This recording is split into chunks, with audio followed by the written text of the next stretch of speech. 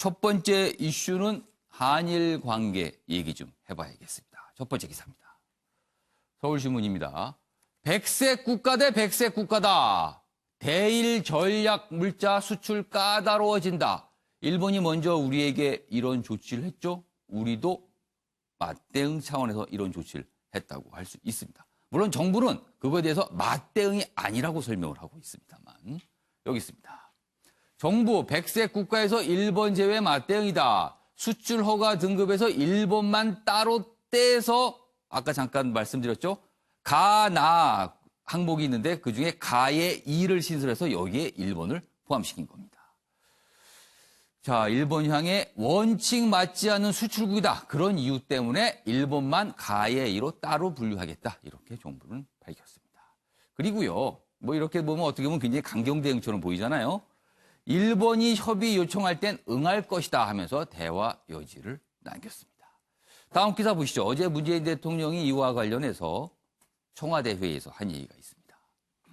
문 대통령, 일본 경제보복, 감정적 대응은 안 된다.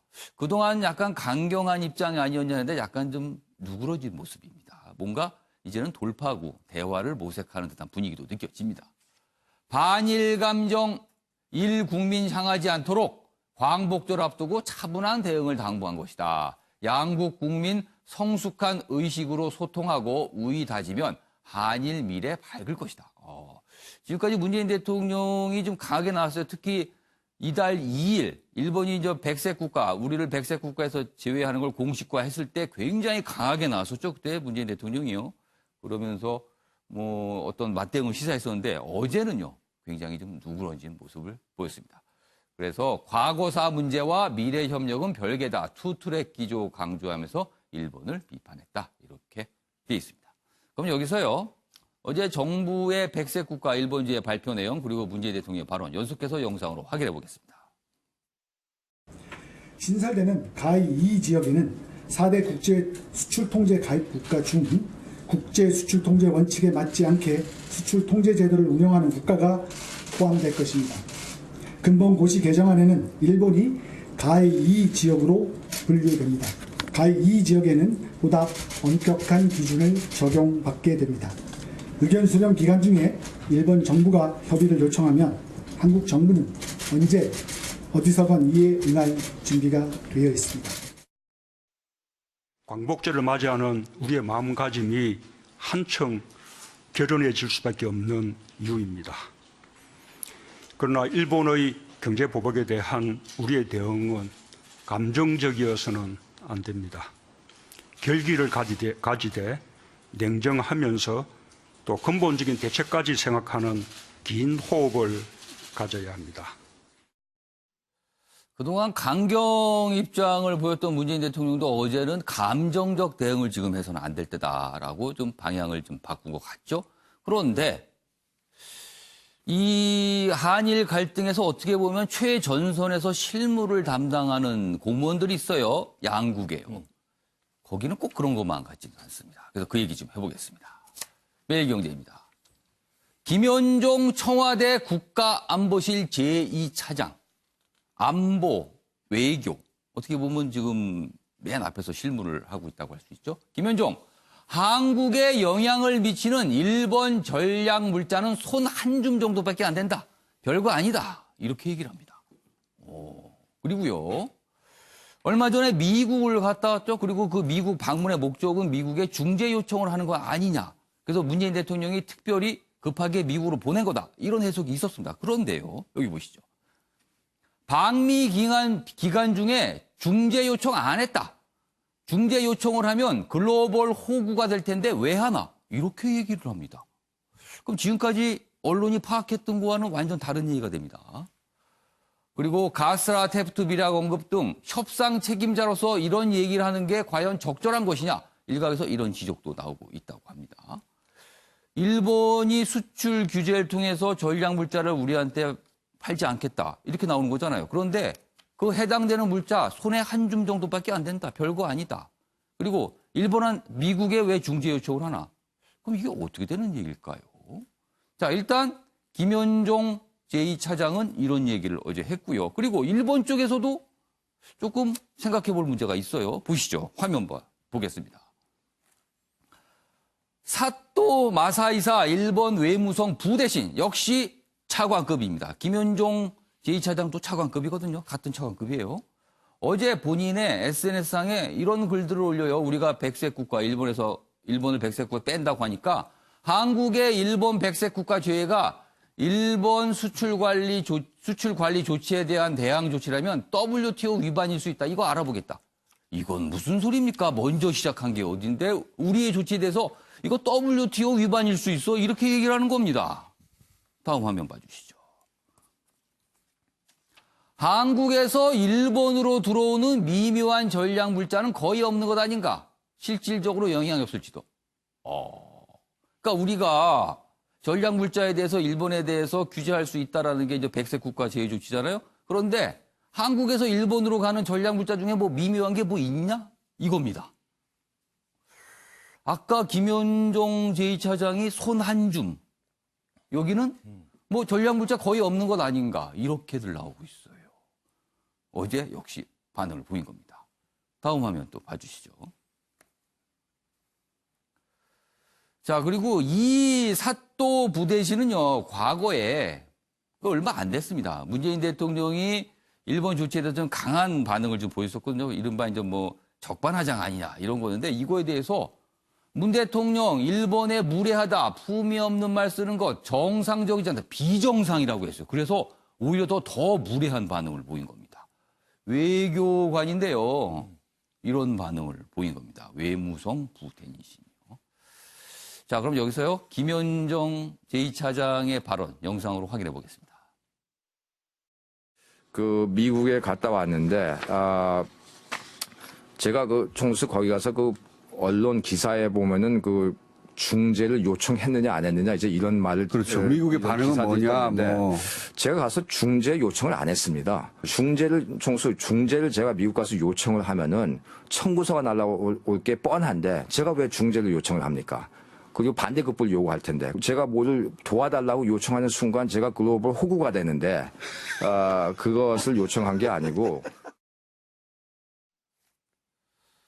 자, 김현종 제2차장이나 사또 부대신 모두 외교 안보를 다룹니다. 굉장히 민감한 문제고요. 상대국에 아무리 갈등 관계에 있지만 뭔가 굉장히 좀 나중에 만날 수도 있는 사이거든요. 그래서 잘 다뤄야 되는 거. 그런데 이렇게 발언이 나왔어요. 최영선 의원께서는 어떻게 평가하세요?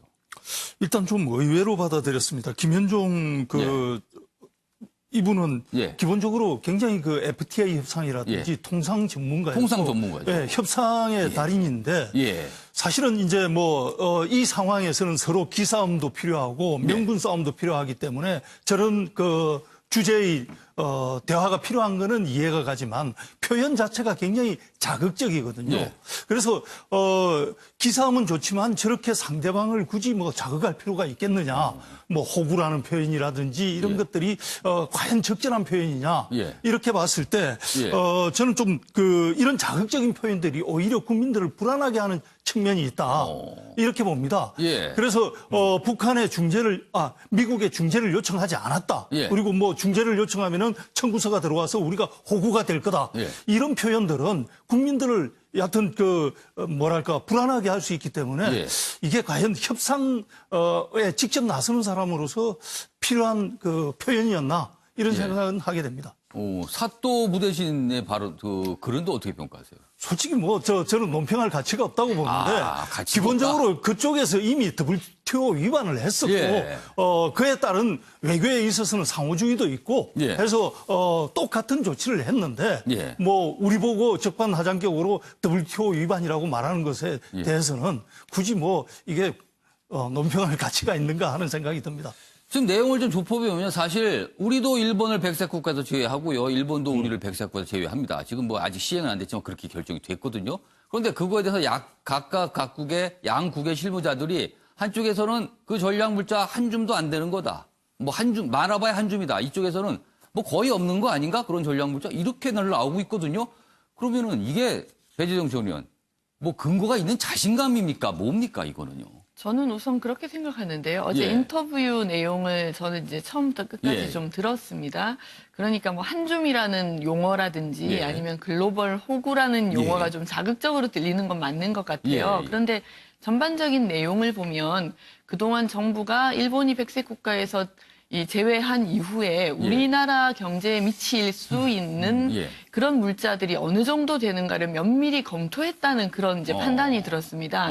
그러면서 국민들께서 너무 불안감을 가지실 필요는 없겠다라는 것을 아마 한줌이라고 표현을 한 것 그 같고요. 방송에서 지금 배재정 전 의원이 말씀하시는 것처럼 얘기했으면은 네, 괜찮을 한데요. 그런 부분들이 다 포함이 예. 되어 있는데 아마 예. 이제 조금 자극적인 용어들이 항상 언론 보도에 보면 앞세워지기 때문에 예. 그랬던 것 같고요. 예. 그리고 뭐 일본의 이 외무성 부대신의 경우에는 예. 지금은 외교관 역할을 하지만 원래 군 출신으로 알고 있습니다. 예. 그러니까 정통 외교관이 아니고 어. 그러면서 이 문재인 대통령에 대해서 그렇게 무례한 발언을 한다든가 도저히 외교 강국이라고 할 수 있는 예. 일본의 외무성 부대신의 발언으로는 느껴지지 않습니다. 예. 그러면서 이번에 우리나라의 그 일본에 대한 백색 국가 예. 배제와 관련해서도 저렇게 좀 큰 소리를 치는 것 같은데요. 예. 그런 부분들은 물론 양국이 철저하게 대응하고 예. 또 면밀하게 검토하는 작업들을 거쳐서 하겠습니다마는 예. 특히 일본 부대신의 발언은 우리 최경선 위원님 말씀하신 예. 것처럼 사실 논평할 가치도 저도 없다고 생각을 하는데 이런 식으로 일본이 계속해서 대응하는 것은 예. 결코 일본에게도 좋지 않을 거라는 그런 경고를 좀 날려드리고 싶네요. 이규환 변호사는 이 지금 상황 어떻게 보셨어요? 예.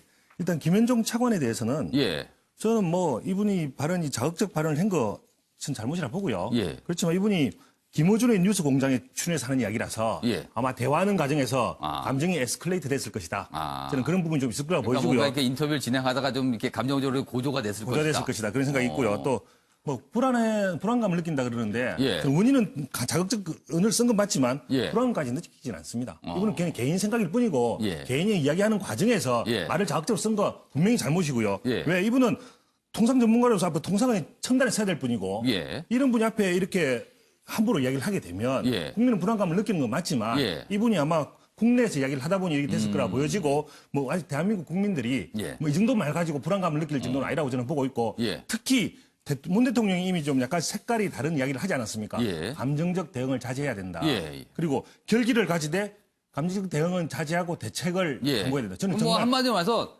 냉철하게 보자는 거예요. 냉철하게. 저는 처음에 문 대통령이 오히려 불안했습니다. 어. 처음에 그런 이야기를 하지 않고 감정적 대응을 하시는 것 같아서 예. 더 불안했고 그분에 대해서 야당이 계속적으로 감정적 대응을 해서는 안 된다. 예, 예. 좀 냉철해져야 된다. 예. 그런 이야기를 할 때마다 뭐 토착외군이 하면서 약간 다른 발언을 할 때 뭐 친일파로 몰리는 듯한 느낌에서 저는 불만이었는데 예. 지금 와서는 오히려 야당의 이야기를 듣고 그대로 나가시는 것 같아서 아, 야당 이야기를 듣고 바뀌신 거예요? 모르겠습니다. 야당의 이야기를 들어서 그런지 모르겠지만 본인 생각이 바뀌었는지 알 수 없지만 예, 예. 어쨌든 야당이 주장한 것과 동일한 거 아니냐. 라는 생각에서 예. 저는 그렇게 얘기를 해봤거든요. 어제 문재인 대통령의 발언에 대해서 이규환 변호사는 긍정적으로 긍정적으로 평가하시는 보고 있습니다. 거네요. 제가 옛날에 주장했던 겁니다. 예. 아베와 국민은 구분해야 된다. 예. 그렇게 이야기를 하면서 대한민국 내에서 똑같이 대통령과 국민이 똑같이 가서는 안 된다. 아. 아베와 일본 국민을 구분하듯이 예. 대통령과 국민은 달리 가야 된다는 건 계속 이야기해 왔고요. 예. 그렇게 이야기하시는 것 같아서 예. 저는 아주 긍정적으로 봅니다.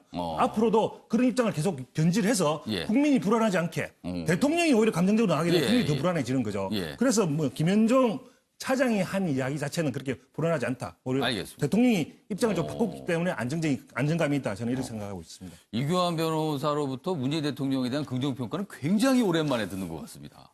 아무튼 뭔가 좀 약간 차분해지는 분위기가 맞는 것 같아요, 지금. 그렇습니다. 알겠습니다. 양지열 변호사. 양지열 변호사는 이 사또 부대신이 첫 번째, 본인으로서 문제 제기겠죠? 한국이 일본을 백색 국가에서 뺀 거, 이거 WTO 위반일 수도 있다. 그래서 뭐 이걸 따져봐야 된다. 이렇게 얘기했거든요. 근데 이 좀 뭔가 상황이 우습지 않습니까? 먼저 시작이 어디서 된 건데요? 이제 사토마 사이사 부대신이 예. 문재인 대통령에게 무례하다라는 정말 예. 그 진짜 무례한 표현을 쓰게 된 계기가 문재인 대통령이 이제 적반하장이라는 표현을 예. 썼다라는 걸 준 예. 거 아니겠습니까? 저도 또 써야 될 것 같네요. 어쩔 수 없이. 적반하장이네요. 또 진짜. 적반하장이다. 또 적반하장이지 않습니까? 그리고 사실 우리 정부의 화이트리스트 배제를 보면 예. 좀 절묘할 만큼 그대로 일본이 했던 부분에 대해서 정확하게 거울처럼 비춰서 좀 보여주는 사실 뭐 겁니다. 거의 똑같아요. 똑같이 사실은. 보여요. 별도 항목을 만든 거나 네. 뭐 이런 거나 혼자 완벽히 그 똑같습니다. 나라 하나를 집어둔 거에 비슷합니다. 아주. 그리고 실제적으로 분리만 해놨다 보지 개별적인 제재 예. 조치는 아직 취하지 않은 것부터 시작을 예. 해서 시행 후 20일 정도가 걸려야 제대로 이제 효과를 발휘한다는 것까지 완벽하게 그냥 우리 흔히 하는 말로 아이들이 그런 노래 하죠. 예. 저한테 좋지 않은 얘기하면 반사한다고. 지금 반사를 한 거거든요. 거기에 대해서 본인이 일본 측이 WTO 제소를 먼저 얘기한다는 건 적반하장이라는 표현 쓸 수밖에 없는데 저한테 무례하다고 들어야죠. 뭐. 아무튼 적반하장을 안 줄 수 없는 상황이 또 됐다는 거네요. 그래서 아무튼 뭔가 전체적인 분위기는 물론 저렇게 실무자 지중에서 약간 감정적인 어떤 표현 반응이 나오고 있지만 전체적으로 좀 한일 간에는 좀 생각을 하는 단계가 아닌가 지금 뭔가 서로에 대해서. 왜냐하면 서로 지금 얘기를 이렇게 갈등 관계 빚어보니까 서로에 대해서 좀 피해도 발생하고 있고요. 뭔가 주변의 시선도 있고 뭐 그런 것 같습니다. 물론 일본이 시작을 했습니다. 저희한테. 그거는 잊지 말아야겠다.